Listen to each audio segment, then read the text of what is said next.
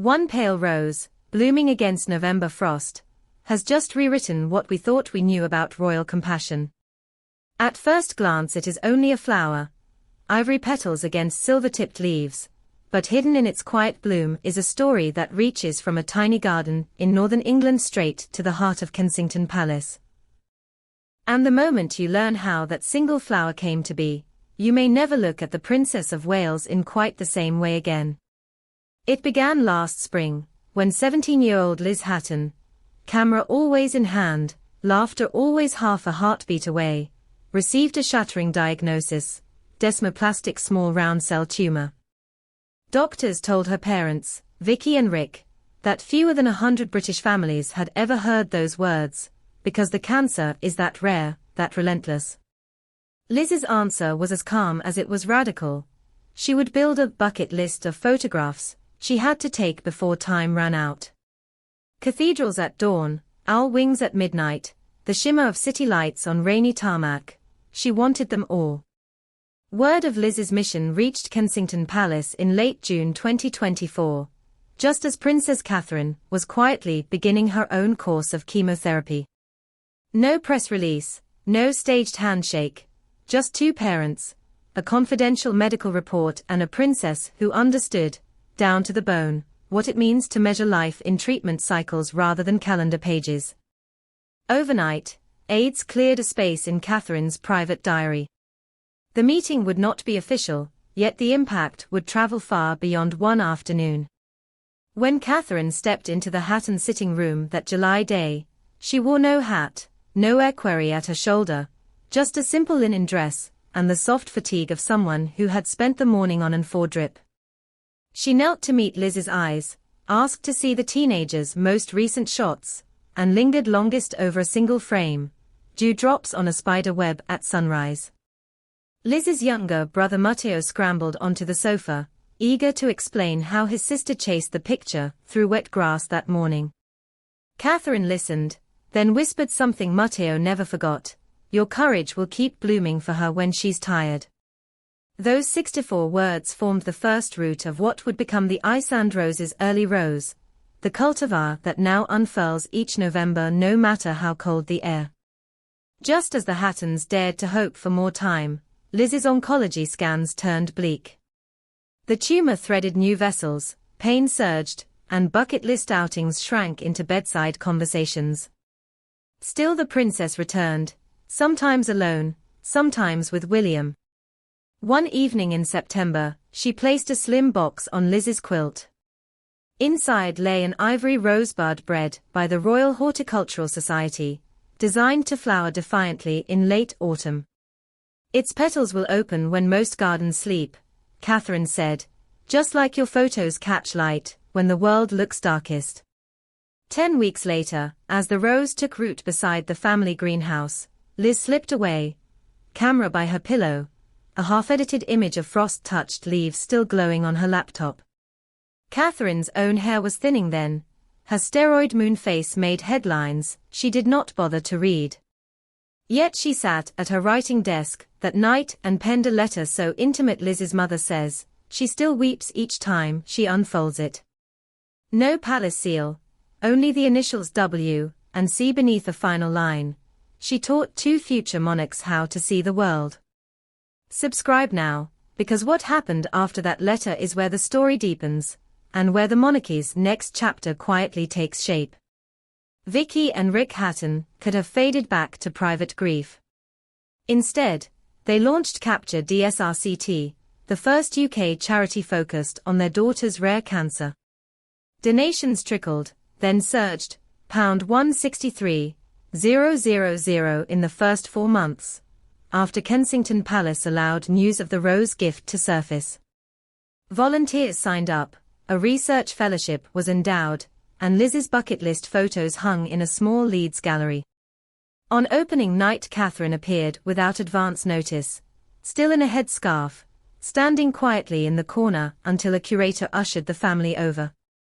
She studied each frame, finally pausing at Liz's last photograph, sunlight piercing the stained glass of York Minster. "She captured hope," the princess said simply, "exactly when she needed it most." Katherine's doctors insisted she avoid large crowds, so she shifted to digital. A pre-recorded speech for Rare Sarcoma Day, an Instagram reel guiding viewers through Liz's exhibition, a Zoom roundtable with researchers at the Royal Marsden. "Every minute online counts double," she told staff, "because I can save energy for my children and still move the needle for Liz's legacy." It was the first glimpse of what courtiers now call the hybrid monarchy: fewer handshakes, wider reach. Just when it seemed the tale had reached its gentle conclusion, William phoned Vicky in March and invited the family to Westminster Abbey for Katherine's annual Christmas carol service. Matteo rehearsed hymns for weeks. Vicky worried the memories would cut too sharply. But when the abbey filled with candlelight and Katherine read aloud Liz's favorite line, "Photography is the art of freezing time when time itself is melting," the family felt, in Vicky's words, as if Liz walked with us down the nave. Pause here for 80 words of historical perspective. In 1862, Queen Victoria commissioned a memorial chapel for Prince Albert at Windsor, blending personal grief with public architecture. In 1911, Queen Mary opened King Edward VII Hospital after her husband's death, turning private loss into medical progress. In 2002, the Queen Mother's legacy garden at Glamis Castle became a public symbol of remembrance. Katherine's Iceland Rose's early rose, registered on the 18th of November 2024, joins that lineage, proof that royal mourning often flourishes into national philanthropy. Yet the tale's most delicate chapter unfolded at Buckingham Palace's May 2025 garden party. Katherine, by then cautiously finished with chemotherapy, positioned the Hattons beside a walkway lined with flowering cherry. When William stopped to greet them, Vicky finally voiced what grief had stolen her chance to say: "Your kindness didn't only lift Liz, it carried us afterwards." William's reply was so quiet only the family heard: "I promised Liz you would never walk alone." He glanced toward Katherine, who nodded, eyes shining. Moments later, the princess guided Matteo to the rose beds near the palace orangery, where a single Iceland rose's early rose had been secretly transplanted. She knelt again, just as she had in the Hatton sitting room, and told the boy, "It will bloom here when everything else is fading," reminding the next generation of the sister who saw beauty first. Matteo placed one palm against the thornless stem and whispered, "Thank you." The visit lasted 14 minutes. Photographers captured none of it. The palace released no statement. But garden staff say the rose opened precisely on the 14th of November, Liz's birthday. It sent so strong passers-by stopped mid-conversation. One groundskeeper noted a frost halo on the lawns that morning, yet the petals glistened unscathed. Pause again, because another cliff edge looms. William's diary is now under pressure from the Foreign Office for a pivotal Caribbean tour. Katherine's physicians call the timing ambitious. If she tilts amber, will William leave her side, risking headlines of "Heir goes, Princess rests"? Or will Britain's diplomacy bow to a rose's quiet schedule? Tap subscribe, so you don't miss which path the prince chooses. Beyond the engagements and the protocols, the Iceland rose's early rose has seeded change in royal strategy. The palace horticultural team, inspired by Liz's story, has begun trialing late-blooming hybrids for memorial plantings across royal estates. Katherine's Early Years Foundation now plans a photography award in Liz's name, encouraging young patients to capture the world from hospital windows. Even Charles, whose own oncologists track his progress with sober optimism, has instructed that rare cancer research receive a slice of next year's Royal Foundation grants. In private, he told aides, "If a teenager can rally strangers with a camera, my generation can certainly move money." Critics label these gestures mere optics. Supporters call them modern monarchy at its finest, transforming symbolic acts into measurable outcomes. Vicky likes a simpler explanation: Katherine made our grief useful. In interviews, she refuses to dwell on hospital corridors. She prefers to remember the day her daughter walked into Windsor Castle, camera swinging, and received permission to photograph George's treehouse at dusk. The resulting image, oak silhouette against honey sky, now hangs in the round tower, the first photograph by a teenage cancer patient ever displayed there. Will the rose and its story shift public attitudes about royal relevance? Early indicators say yes. Surveys among Britons over 60 show a 9-point jump in approval for the Wales's compassionate engagements, especially among those caring for ill relatives.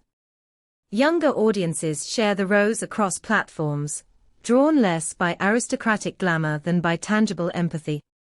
One teenage fan wrote on TikTok, "Princes aren't just statues, they can hold a camera for someone who can't." Yet the monarchy's long road seldom stays smooth. Future headlines will test the Wales's hybrid model. Future emergencies will challenge William's promise to balance duty and love. But for now, in a northern garden where frost already nips the air, a rose pushes back the cold, and every November bloom whispers the same lesson: time can be frozen, courage can be contagious, and kindness, quiet, persistent kindness, can outlast the hardest winter. So next autumn, when the first pale petals appear against grey skies, remember Liz's camera, Katherine's handwritten note, and a prince who cleared space in the nation's calendar, so that one family's memory could breathe. Then ask yourself, what else might flourish if power and empathy continue to walk the palace paths together? And if you want to witness each new blossom of this evolving royal story, stay with us. Subscribe now, and be first to see how a single rose keeps opening doors the old courtiers never knew existed.